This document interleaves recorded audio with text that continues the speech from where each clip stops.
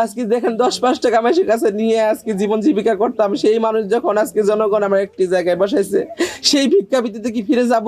আজকে যদি এত সুন্দর একটা জায়গায় জনগণ আমাকে দায়িত্ব দিয়ে বসাইলো, সেই দায়িত্ব মতন আমি কাজ করতে পারতাছি না, সেই দায়িত্ব সেই অধিকার আমার এই অধ্যাদেশ কেড়ে নিয়েছে। আমি নির্বাচিত সরকারের কাছে আবেদন করছি যেন আমাকে পুনর্বহাল করে আমার অধিকার ফিরিয়ে দেয়।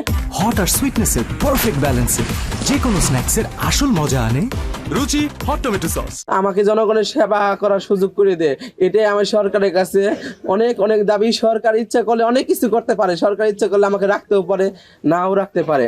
আমরা কোনো আন্দোলন করতে চাই না, আমরা কোনো সরকারের বিপক্ষে, রাষ্ট্র বিপক্ষে যেতে চাই না। আমরা সামান্য ক্ষুদ্র জনগোষ্ঠী, আমরা কার বিপক্ষে যাব বলেন? আমাদের কারো বিপক্ষে যাওয়ার কোনো ক্ষমতা নাই।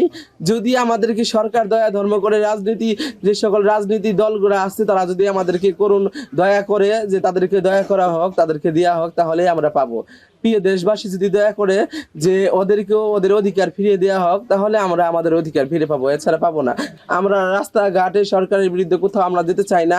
সরকার ইচ্ছে করলে আমাদেরকে দিবে, না চাইলে না দিবে, কিন্তু সরকার যদি আমাদের অধিকার ফিরিয়ে না দেয়, আমরা যদি সেই ভিক্ষাবৃত্তি জগতে ফিরে যাই, এর জন্য রাষ্ট্র দায়ী থাকবে, এর জন্য সরকার দায়ী থাকবে, এর জন্য যারা আমাদেরকে অপসারণ করছে তারা দায়ী থাকবে। আমার দেওয়ানগঞ্জের জনগণ দায়ী থাকবে না, কারণ দেওয়ানগঞ্জের জনগণ আমাকে ভোট দিয়ে আমাকে আমার উপযুক্ত জায়গায় পৌঁছে দিয়েছে। আমি দেওয়ানগঞ্জবাসীর কাছে ঋণী, আমি দেশবাসীর কাছে ঋণী।